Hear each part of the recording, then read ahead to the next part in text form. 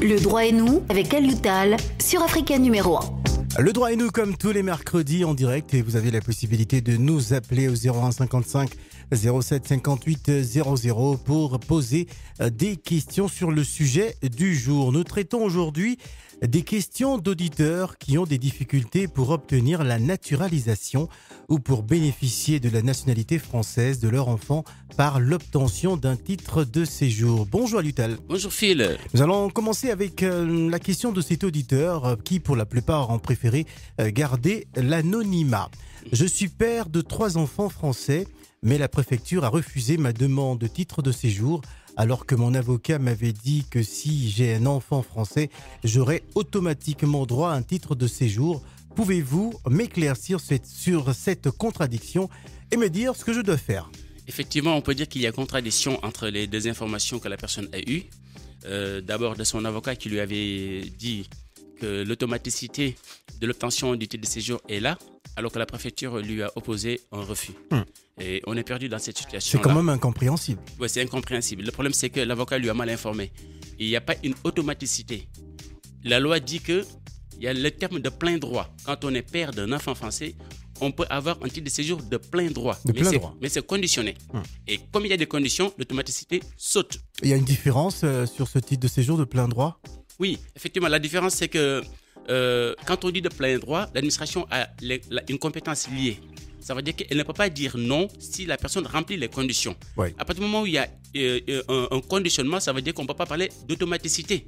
Alors qu'on va trop vite en résumant ce que l'avocat lui a dit. Beaucoup de personnes le disent dans la vie courante. Si vous avez un enfant français, automatiquement vous avez droit à un titre de séjour. Ce qui fait que beaucoup de gens font des bébés gris. Ce que j'appelle les bébés gris. Des bébés gris. Des bébés gris. On a des mariages gris, mais il y a des bébés gris. D'accord. C'est le terme que j'utilise, que j'ai utilisé d'ailleurs. Et pas des mariages blancs ? Le mariage blanc, ça veut dire carrément c'est fallacieux. D'accord. On a fait un mariage, on ne dort pas ensemble, on l'a fait juste comme ça. Le mariage gris... Il n'y a pas un rapprochement entre... Voilà, il n'y a pas un rapprochement. Alors que dans le mariage gris, on est ensemble en fait. Parfois même, on consomme le mariage, mais la volonté matrimoniale, l'intention matrimoniale n'est pas là. C'est juste pour des fins migratoires. Là, on parle de mariage gris. Je me rappelle, comme j'ai tantôt l'habitude de le dire parfois, lors des comités interministériels auxquels j'ai participé avec le ministre Éric Besson, pour d'ailleurs parler de cette incrimination, je défendais les étrangers en disant qu'on ne peut pas s'immiscer dans la vie intime pour dire carrément comment les gens dorment. Est-ce qu'ils dorment avec amour ou bien sans amour? Ça, c'est personnel. Ça veut dire qu'il n'y a pas d'amouromètre pour dire. Où on va placer des caméras pour vérifier. Pour vérifier tout ce qui se passe. Ce qui se passe. Et là, ça nous ramène au bébé. Parce que qui dit mariage, parfois aussi dit bébé. Parce que des bébés peuvent naître des unions. On peut aussi faire des bébés, parfois pas parce qu'on veut être père ou mère, mais parce qu'on veut des papiers.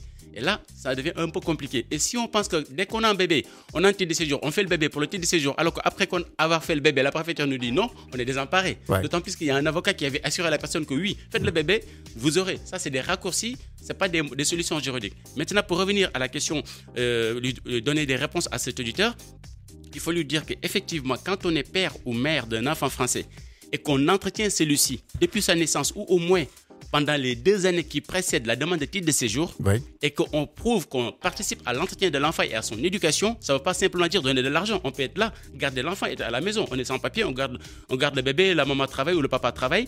Effectivement, si c'est avéré, on a droit à un titre de séjour. C'est là que ça devient de plein droit et que la préfecture ne peut pas dire non. Ça, c'est la solution qu'il faut d'abord dire à cette personne. Et maintenant, il nous pose la question à savoir comment il peut faire. Voilà, que dois-je faire? Quelles sont les conditions finalement qu'il doit remplir?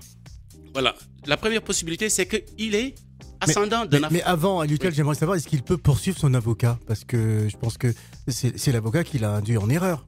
Oui, il ne peut pas le poursuivre parce qu'il a induit en erreur. Il faut vraiment montrer qu'il y a une mauvaise foi. C'est comme s'il il amenait sa grand-mère à l'hôpital. Le médecin fait un diagnostic et se trompe sur la solution. Je veux dire que s'il n'y a pas une erreur professionnelle grave, on ne peut pas reprocher quelqu'un, un médecin ou un avocat, de n'avoir pas amené le résultat. L'avocat est tenu d'une obligation de moyens, pas de résultats. Le médecin est tenu d'une obligation de moyens, pas de résultats. Le vendeur d'un téléphone portable, lui... On a parfois le sentiment, lorsqu'on a un avocat, on se sent plus rassuré, on se dit, on pense même qu'à 90%, on a 90% de chances de résultats quand on est un avocat.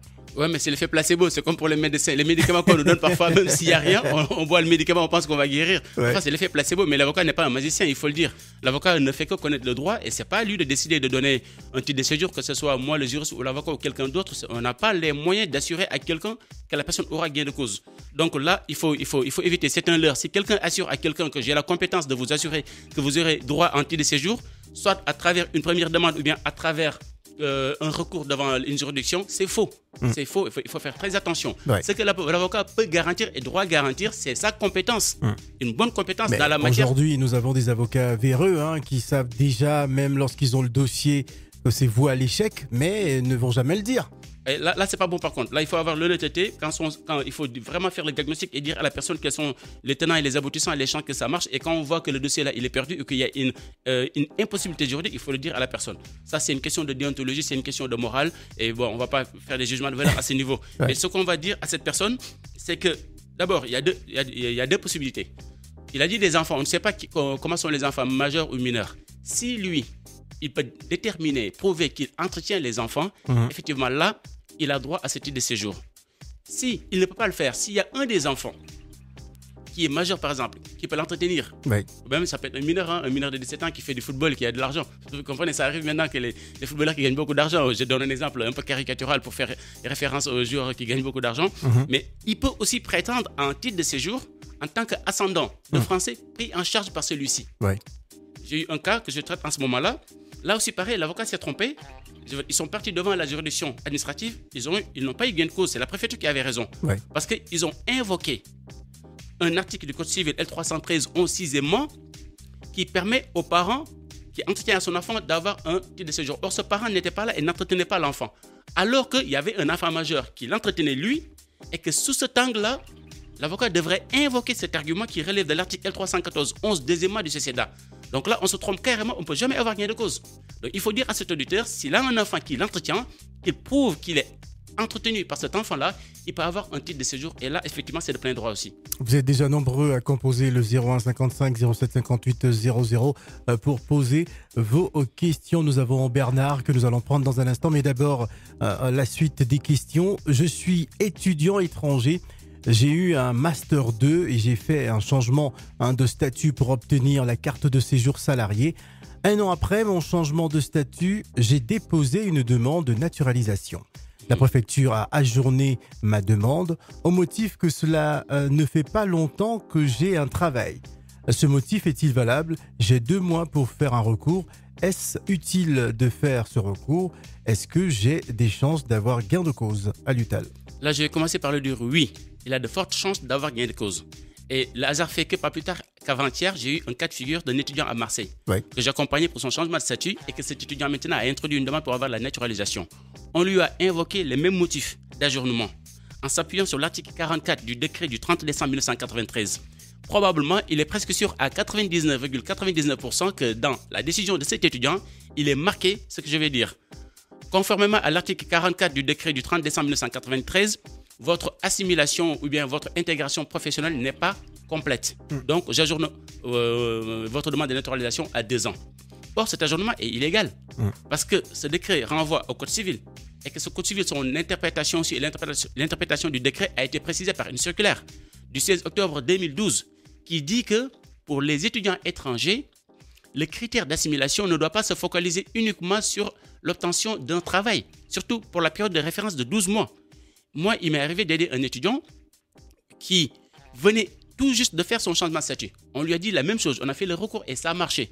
Parce qu'il avait un fort potentiel d'intégration professionnelle. C'était un ingénieur informaticien. Donc son accès au marché de l'emploi, il est là. Alors qu'il avait déjà son boulot. On lui a dit qu'avant, vous ne travailliez pas assez.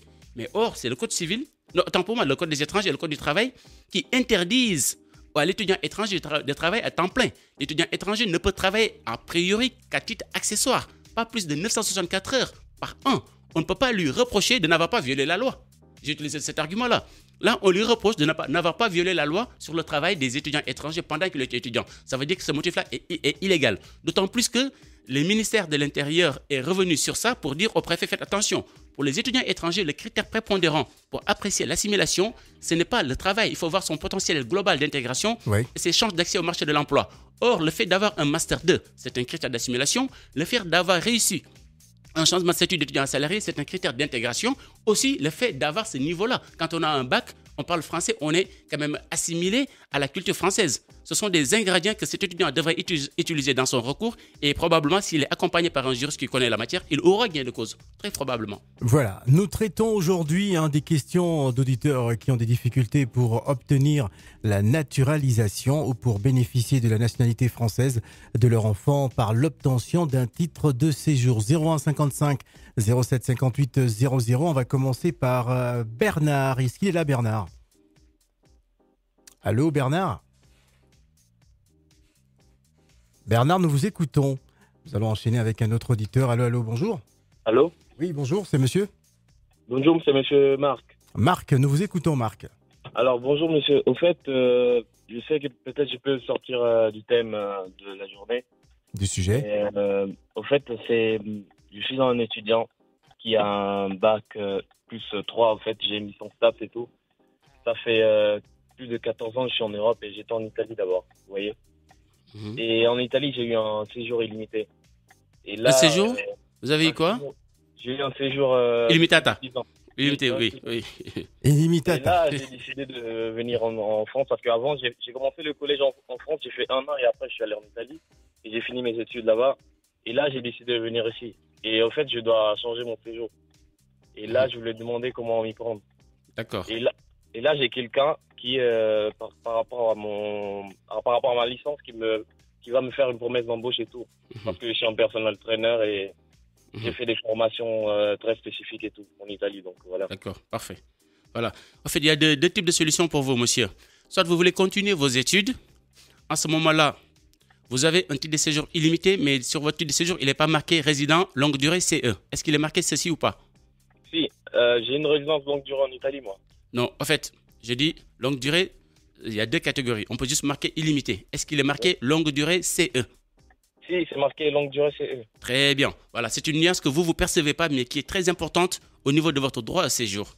Si ce n'était pas marqué, vous seriez obligé de retourner en Italie pour demander un visa pour rester ici en France. Sinon, le titre de séjour, même si c'est ad vitam aeternam illimité, ne vous donnerait droit qu'à des séjours précaires. Après, chaque 3 mois, vous devriez retourner en Italie. Sinon, vous serez dans l'illégalité ici. Alors qu'avec cette mention qui relève du droit communautaire européen, vous avez le droit de demander ici le visa long séjour. Ça, c'est une forte chance que vous avez. Aussi bien en tant qu'étudiant, si vous voulez continuer vos études, si vous avez une inscription, oui, je vais d'abord pour les études, ensuite pour le travail.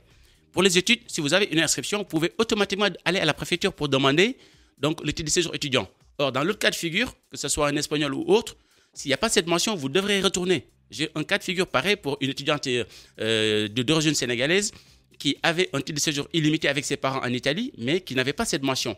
Et que sa demande a été rejetée. On lui a demandé de retourner au consulat français qui était à Rome pour demander le visa long séjour étudiant.